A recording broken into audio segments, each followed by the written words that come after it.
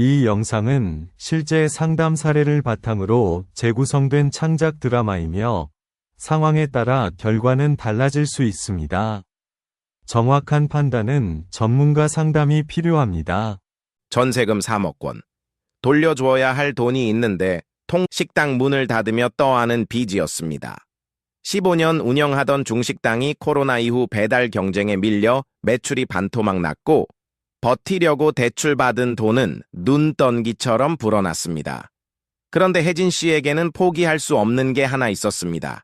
내년 졸업 앞둔 딸의 마지막 등록금이었습니다. 새벽 5시, 닫힌 식당 앞 혜진이 식당 셔터 앞에 서 있다. 손에는 임대차 계약 종료 통지서가 들려있다. 한숨을 쉬며 15년이었는데 휴대폰이 울린다. 발신자는 제일저축은행. 혜진이 전화를 받지 않고 꺼버린다. 곧이어 또 다른 전화. 새마을금고. 다시 꺼버린다.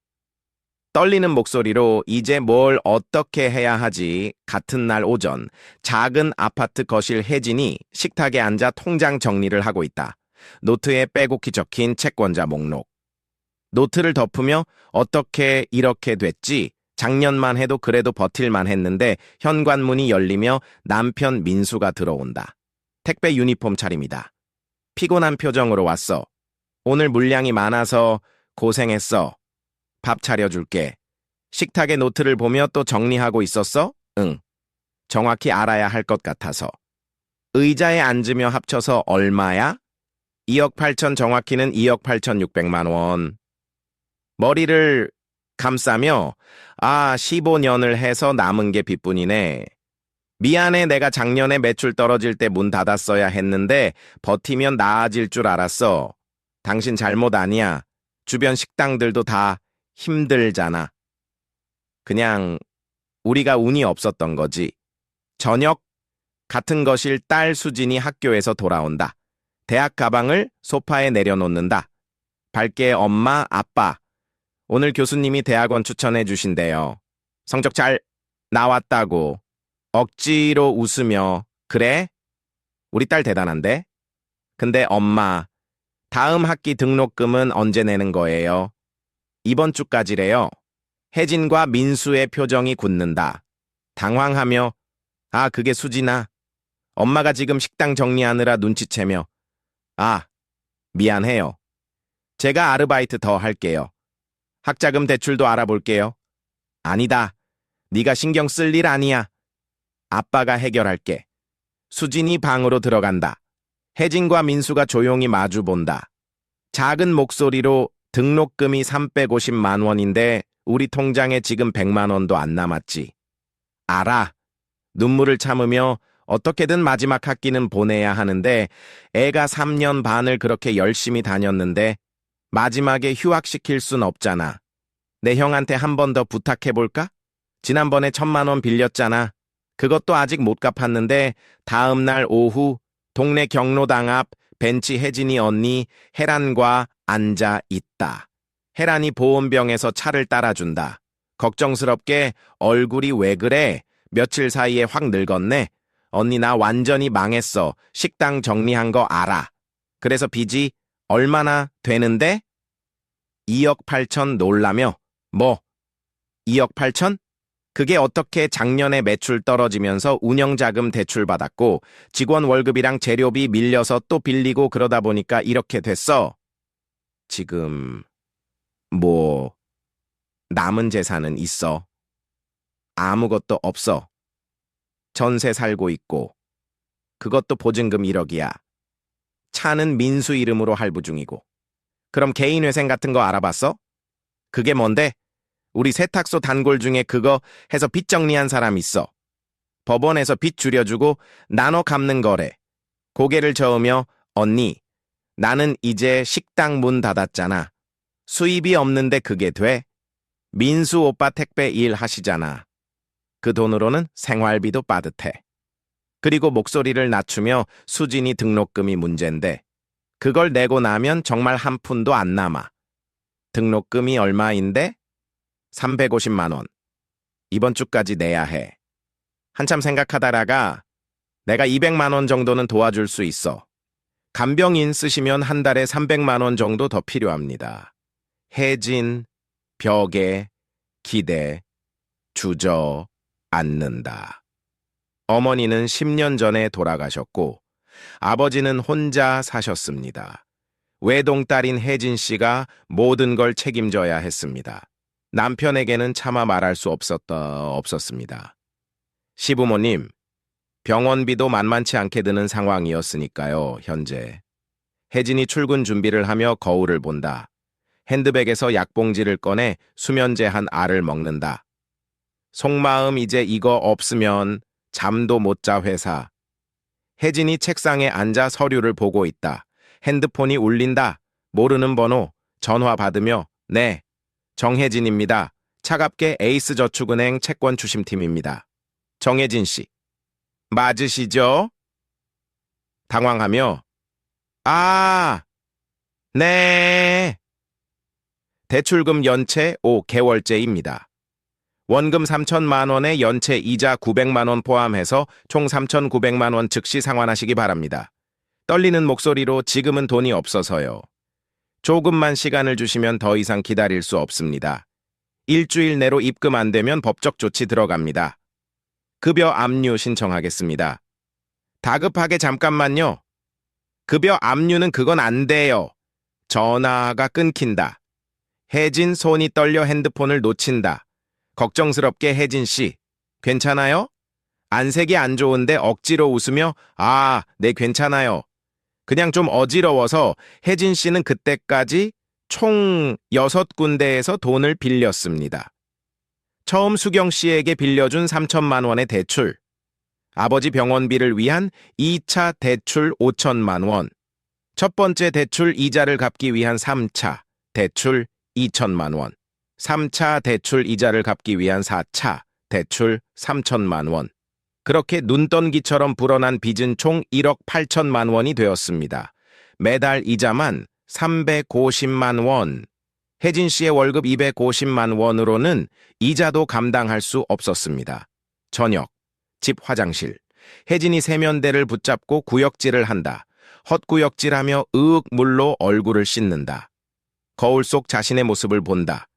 헬쑥한 얼굴, 푹 꺼진 눈, 중얼거림. 나 왜 이렇게 됐지? 문 밖에서 남편의 목소리가 들린다. 여보, 괜찮아? 안에서 무슨 소리 나는데? 급하게. 아, 괜찮아요. 금방 나갈게요. 화장실 문을 잠그고 바닥에 주저앉는다. 눈물이 흐른다. 흐느끼며 어떻게 해야 하지? 일주일 후 결국 급여 압류 통지서가 회사로 날아왔습니다. 월급의 절반이 압류된다는 통지였습니다. 회사 총무팀. 총무팀장이 혜진을 따로 불렀다. 난처한 표정으로 혜진 씨. 이게 무슨 일이에요? 고개 숙이며 죄송합니다. 법원에서 급여 압류 명령이 왔어요. 다음 달 급여부터 125만 원을 채권자에게 직접 보내야 한다는데 눈물 글썽이며 팀장님, 저도 어쩔 수가 없어서 회사 입장에서도 곤란해요. 이런 일이 알려지면 격리 업무 맡은 직원이 채무 문제가 있다는 게 다급하게 일은 완벽하게 처리하고 있습니다. 개인적인 일이 업무에 지장 준 적 없어요. 알아요. 그래도 회사에서도 검토를 해봐야 할 것 같아요. 일단 인사팀과 상의하겠습니다. 혜진, 고개를 떨군 차에 나온다. 그날 저녁, 혜진 씨는 더 이상 숨길 수 없다는 걸 깨달았습니다. 남편에게 모든 걸 고백해야 했습니다. 밤 11시. 아이들이 자고 난 후 거실. 혜진과 민호가 마주 앉아 있다. 떨리는 목소리로 여보 할 말이 있어요. TV를 보다가 돌아보며. 응? 무슨 일인데? 나 빚이 있어요. 어이없다는 듯 뭐. 빚? 무슨 빚? 눈물 흘리며 1억 8천만 원이요. 벌떡 일어서며. 뭐라고? 1억 8천만 원? 울먹이며 미안해요. 정말 미안해요. 목소리 높여 어떻게 1억 8천만 원이나 빚을 져? 도대체 무슨 짓을 한 거야?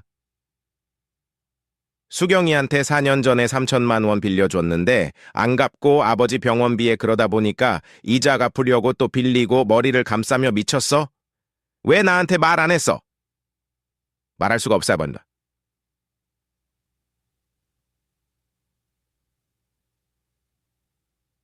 샤브시 버니터 for why 부모 이모님 병원비도 많이 드는데 우리 아버지까지 당신 부담 주고 싶지 않아서 화난 목소리로 부담 주고 싶지 않아서 이게 더 큰 부담이잖아. 이제 와서 1억 8천이라니. 무릎 꿇으며 미안해요. 정말 미안해요. 나도 어떻게 해야 할지 모르겠어요. 벽에 주먹을 치며 아 진짜 이걸 어떡하라고. 잠시 정적. 민호가 소파에 주저앉는다. 힘없이 그래서 지금 어떻게 되는 건데. 회사에 급여, 압류, 통지 왔어요. 다음 달부터 월급 절반을 채권자한테 보내야 해요. 놀라며. 그럼 당신 월급은? 125만 원만 받아요. 그럼 우리 집 수입이 당신 월급이랑 합쳐서 375만 원, 절망적으로 전세 대출 이자만 한 달에 60만 원인데 애들 학원비, 생활비까지 하면 이게 말이 돼? 울면서 미안해요. 정말 미안해요, 민호. 대답 없이 방으로 들어가 문을 닫는다. 혜진 혼자 거실에 남는다. 그날 밤 혜진 씨는 잠을 이루지 못했습니다. 그리고 다음 날 아침 인터넷을 검색하다 개인회생이라는 단어를 발견했습니다. 하지만 그녀를 더욱 두렵게 만든 건 인터넷 커뮤니티에서 본 어떤 글이었습니다. 혜진이 핸드폰으로 인터넷 커뮤니티를 보고 있다. 중얼거리며 일금 개인회생 신청하면 배우자 재산도 조사한대요. 남편 월급도 압류당할 수 있다고 댓글을 스크롤한다. 맞아요. 부부는 공동 책임이라 남편 월급도 가져간대요. 저희 언니가 개인회생 했는데 매제 통장도 다 제출하래요. 완전 난리 났어요. 놀라며 뭐야 그럼 남편까지 피해보는 거잖아. 핸드폰을 내려놓고 고민에 빠진다. 속마음 내가 개인회생 신청하면 여보 월급까지 가져가면 우린 정말 끝이야.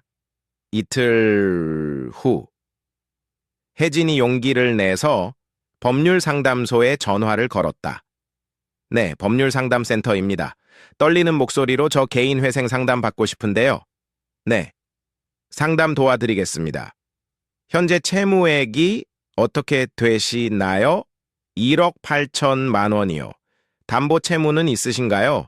집이나 차 같은 담보물? 아니요. 전부 신용대출이에요? 현재 소득이 있으신가요? 네, 회사 다니고 있어요. 월급은 250만 원인데 지금 압류당해서 125만 원만 받고 있어요. 압류당하기 전 월급이 250만 원이셨다면 개인회생 신청 자격은 충분히 됩니다. 조심스럽게 그런데 제가 개인회생 신청하면요. 남편 월급도 압류당하나요? 단호하게 아니요. 그건 사실이 아닙니다. 놀라며 네. 개인회생은 신청자 본인의 채무만 대상이 됩니다. 배우자의 소득이나 재산은 압류 대상이 아니에요. 근데 인터넷에서 남편 월급도 조사한다고 조사와 압류는 다릅니다. 가구 소득을 파악하기 위해 배우자 소득을 확인하는 건 맞아요.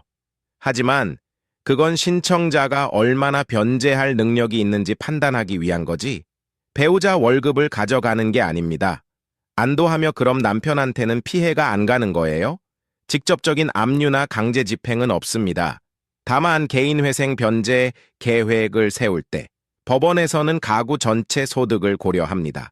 신청자 혼자 버는 돈만으로는 실제 생활이 어려우니까요.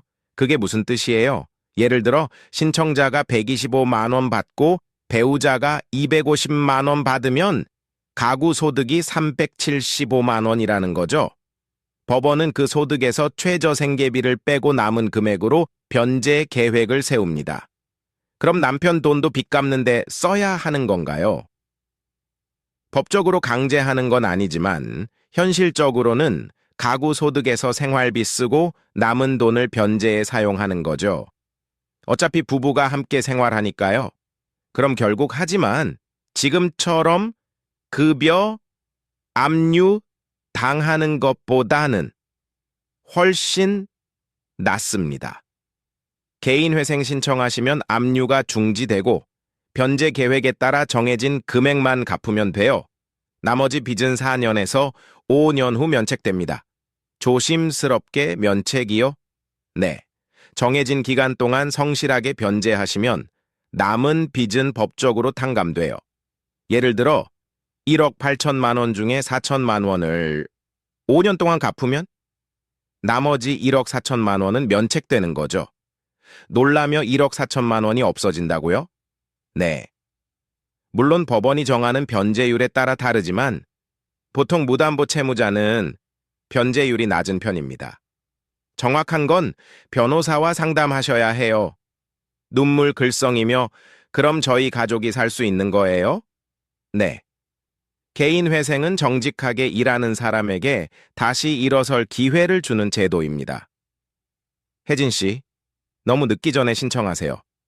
울먹이며 감사합니다. 정말 감사합니다. 전화를 끊고 혜진이 눈물을 흘린다. 이번엔 희망의 눈물이다. 혜진 씨는 그날로 변호사 사무실을 찾아갔습니다. 변호사 사무실. 이정훈 변호사가 혜진을 맞이한다. 앉으세요. 전화로 간단히 들었는데 자세한 상황을 말씀해 주시겠어요? 서류를 꺼내며 여기 제가 빌린 내역이에요. 총 6군데에서 1억 8천만 원이고요. 전부 무담보 신용대출이에요. 서류를 검토하며 현재 소득은요? 월급 250만 원인데 지금은 압류당해서 125만 원 받고 있어요. 압류 얼마나 되셨어요? 한 달 됐어요. 고개 끄덕이며 다행이네요. 개인회생 신청하시면 압류가 중지됩니다. 신청 접수하는 순간부터 채권자들은 더 이상 강제 집행 못해요. 안도하며. 정말요? 네. 개인회생 신청 요건을 확인할게요. 첫째, 지속적이고 반복적인 소득이 있으신가요? 네, 15년째 같은 회사 다니고 있어요. 좋습니다. 둘째, 채무 한도인데요. 무담보 채무가 10억 원 이하여야 하는데 혜진 씨는 1억 8천만 원이니까 문제 없습니다. 10억 원이요? 생각보다 많이 크네요. 네, 많은 분들이 왜 억 원이나 1억 원으로 잘못 알고 계신데 무담보는 10억 원, 담보부 채무 포함하면 15억 원까지 신청 가능합니다. 그럼 저는 충분히 되는 거네요. 셋째, 지급 불능 상태여야 하는데 재산보다 빚이 많으신가요? 고개 끄덕이며 네, 재산이라고 할 게 없어요.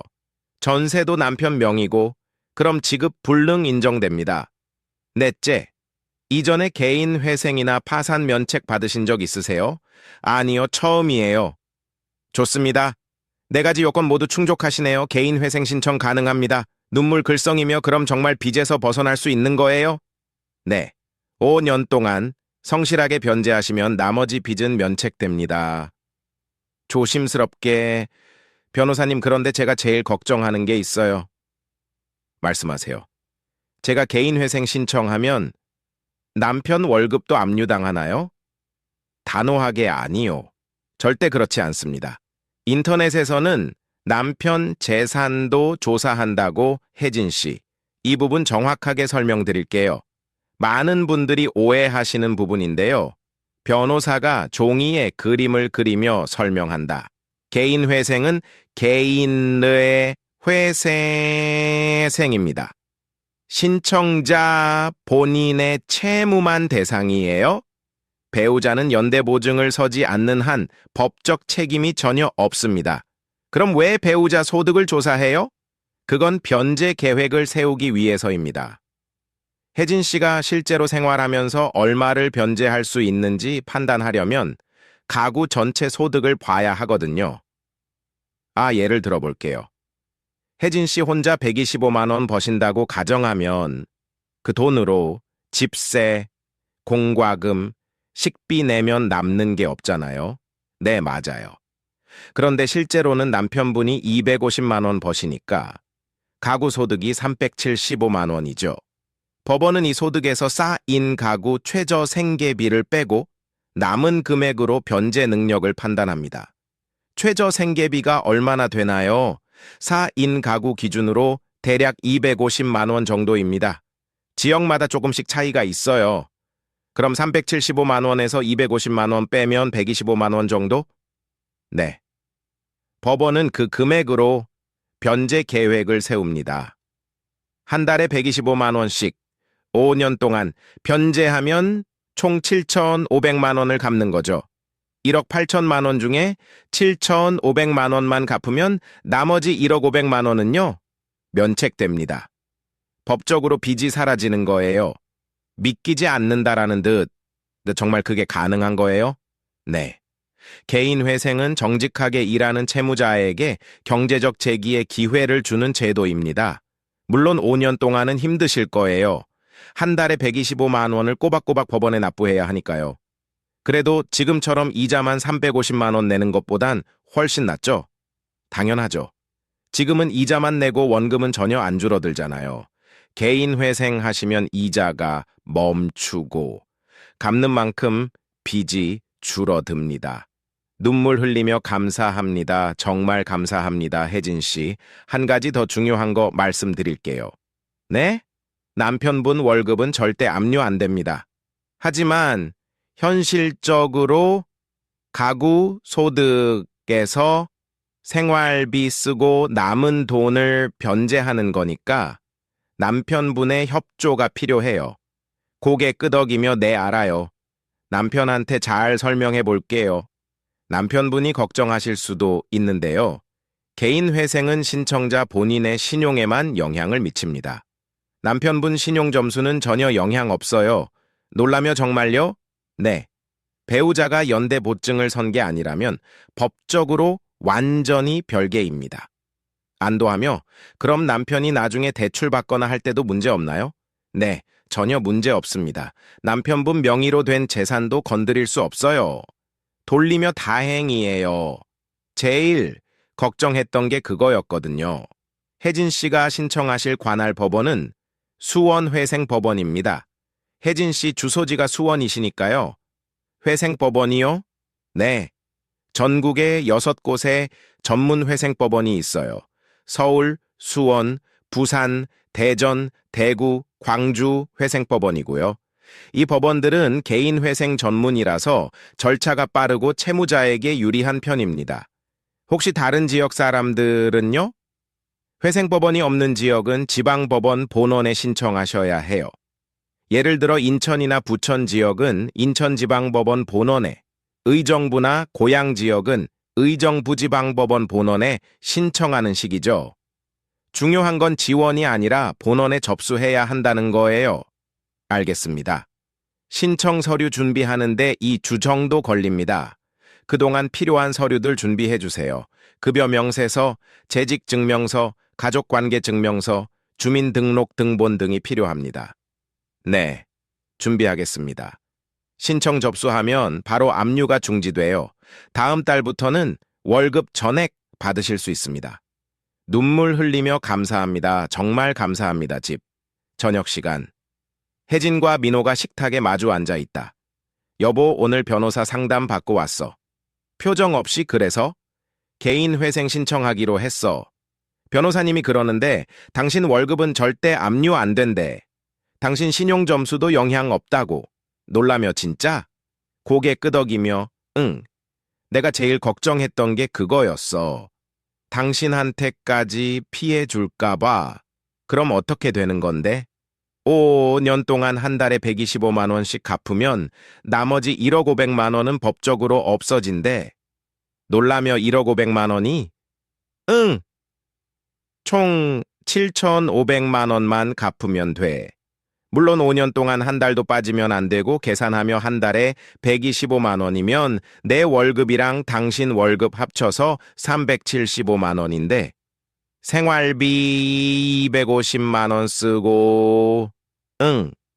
그래서 5년 동안은 정말 빠듯하게 살아야 해. 애들 학원도 줄이고 그래도 지금보다는 낫겠지. 지금은 끝이 안 보이잖아. 눈물 흘리며 미안해. 정말 미안해. 혜진의 손을 잡으며 됐어. 이제 와서 미안하다고 한들 이미 엎질러진 물이야. 그냥 앞으로 잘하자. 울먹이며 고마워, 정말 고마워, 다만 한 가지. 응? 앞으로는 무슨 일 있으면 나한테 말해. 혼자 끙끙대지 말고. 고개 끄덕이며 알았어, 약속할게. 이 주 후 혜진 씨는 수원회생 법원에 개인 회생을 신청했습니다. 신청 접수와 동시에 급여 압류는 중지되었고 채권자들의 독촉 전화도 멈췄습니다. 3개월 후 법원 복도. 혜진이 변호사와 함께 걷고 있다. 축하드립니다. 오늘 변제 개회관이 인가됐어요. 눈물 글썽이며 정말요? 네. 5년 동안 매달 115만 원씩 납부하시면 됩니다. 처음 계산보다 10만 원 줄었어요. 놀라며 어떡해요? 법원에서 혜진 씨 상황을 고려해서 변제율을 조금 낮춰줬어요. 총 변제액이 6,900만 원으로 정해졌습니다.